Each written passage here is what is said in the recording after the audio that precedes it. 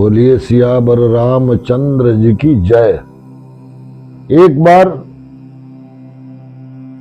शिव जी का मंदिर में एक पंडित बालक पहुंचे और वहां पर जो पुजारी जी थे उनसे बोले कि हम भी यहाँ पूजा करेंगे। शिव जी का मंदिर के बगल में राम जी का मंदिर था, तो शिव जी का मंदिर में बहुत भीड़ होता था और राम जी का मंदिर में कम भीड़ होता था। तो पुजारी जी बोले कि ये आप राम जी का मंदिर में बैठ के पूजा करिए कि आप यहाँ संभाल नहीं पाते हैं, वहाँ कम भीड़ होता है और वहीं पर आप पूजा पाठ करिए और वहाँ रहिए। ये सोचे कि ये भगवान राम का मंदिर में हमको भेज रहे हैं, वो तो मनुष्य हैं और ये तो शिव जी हैं और इनका पास से हमको हटा रहे हैं। तो इनका मन में कुछ शंका पैदा हुआ पंडित जी के बारे में। तो सीताराम के मंदिर में ये जाना नहीं चाहते थे, वो भेज दिए हुआ। ये मजबूर होकर के गए कि भाई गुरु है, इनका बात को मानना पड़ेगा। दूसरा दिन ये बैठे हुए थे और पंडित जी जब आए तो इन्होंने उनको प्रणाम नहीं किया, एक बार उधर देखे और इधर देखने लगे। इस बात को शिव जी को बर्दाश्त नहीं हुआ, गुस्सा हो गया, शिव जी को क्रोध आ गया। तो मंदिर से आवाज निकला। क्या आवाज निकला? अरे दुष्ट, तुम अपने गुरु को उठकर प्रणाम नहीं किया, जाओ 100 जन्म तक तुम यही सब कीड़ा मकोड़ा बनो और तुमको हम श्राप देते हैं। ये बात गुरु जी को बर्दाश्त नहीं हुआ, पंडित महाराज को, और शिव जी का पास जाके साष्टांग दंडवत गिर गए और बोले कि हे बाबा, ये तो बालक है, बच्चा है, इसको क्षमा कर दीजिए, त्राहिमाम इसका अपराध को क्षमा करिए बाबा, मैं आपके चरण में गिरता हूं। शिव जी दयालु है, शिव जी जैसा दयालु कोई देवता नहीं है। तो शिव जी ने दया किया और बोला ठीक है, तुम बोलते हो तो तुम्हारा बात मान करके हमारा श्राप तो कटने वाला नहीं है, लेकिन फिर भी मैं उसको थोड़ा सा राहत कर देता हूं कि जन्म लेगा और तुरंत मर जाएगा, और जो जन्म पिछला जन्म का बाद जितना बार जन्म लेगा सब जन्म का बात इसको याद रहेगा। उसके बाद से वहां से शिव जी चले गए और ये पंडित का जो बच्चा थे, पंडित जी थे छोटे वाले, ये वहां से चल दिए। चलते गए और मर गए। जन्म लेते थे, मर जाते थे, सब जन्म का बात याद रहता था। कभी एक दिन में मर जाते थे, कभी तुरंत जन्म लेते मर जाते थे। बहुत प्रकार का जोनी में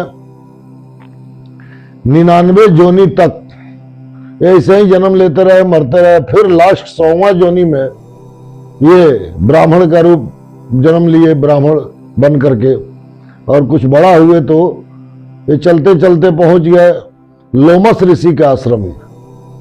श्री लोमस ऋषि जी अमर हैं और वो वस्त्र नहीं पहनते हैं और उनका मन में जो बात आता है उसको भगवान तुरंत पूरा कर देते हैं। ऐसे ऋषि दयालु हैं। तो उनके आश्रम में पहुंचे और जाकर के बाबा का चरण में साष्टांग किया और बोले कि बाबा, हम आपके द्वारा राम कथा सुनना चाहते हैं। ठीक है, बहुत अच्छा बात है, बैठ के राम कथा सुनाए। एक बार पूरा राम कथा सुना दिए। बोले अभी भी हमको पूरा शांति नहीं मिला, और कहिए। फिर दोबारा कहे। ऐसे करते करते 99 बार राम कथा सुन लिए। इनका सब पाप धुल गया। धुल जाने के बाद से फिर बोले कि एक बार और सुना देते प्रभु, एक बार और सुना देते। बस बाबा को क्रोध आ गया और बोले जाओ, सिर पर टर कर रहा है तुम उतना दिन से, जाओ कौआ बन जाओ। बस उसी समय वो कौआ बन गए और राम राम कहते हुए उड़ के चल दिए। तो वहां पहुंचे अयोध्या में, वहां राम जी का अवतार हो चुका था। उसी समय में श्री रामचंद्र जी भगवान का अवतार हुआ था और बच्चा बन करके खेल रहे थे। तो इनका दिमाग में आया कि यही भगवान है कि नहीं है, तो इनसे थोड़ा सा हम परीक्षा ले लें।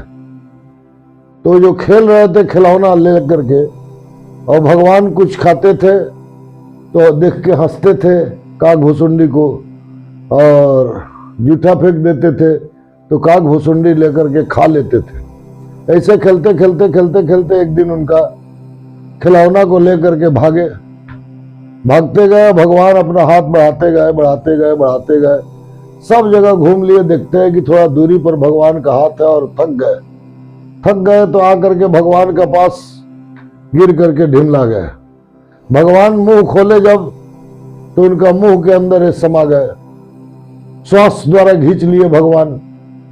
तो इनका पेट में जाके देखते हैं कि जो जितना हम घूम लिए अभी और जितना देखे हैं, ये धरती जैसा कितना धरती पेट के अंदर में है, और उसमें 87,000 बरस तक घूमते रह गए और सब ऐसा ही मृत्यु लोक देखे, सूर्य लोक देखे, चंद्र लोक देखे और ऐसा ऐसा बहुत सा धरती देखे और एक एक जगह बहुत बहुत दिन घूमे।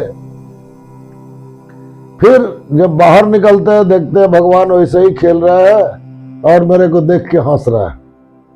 भगवान के चरण में गिर गए और बोले कि प्रभु हम समझ गए। अच्छा क्या समझ गया?